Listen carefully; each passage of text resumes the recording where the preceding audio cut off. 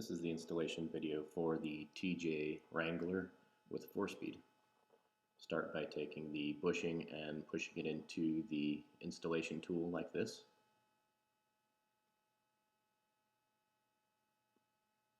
And after you remove all of the old bushing, if there's any left, from the transmission cable,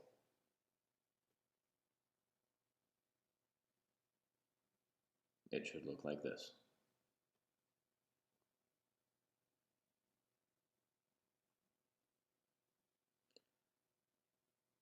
Then take the bushing and tool and press it upwards through the transmission cable end.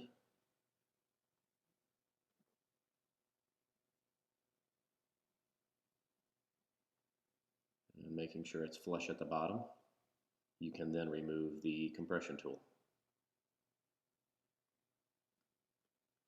And take a look and make sure it's popped into place. And then just press it onto the transmission lever. After you're done, shift it back and forth between park and 1 to be sure everything's in place, and that's all there is to it.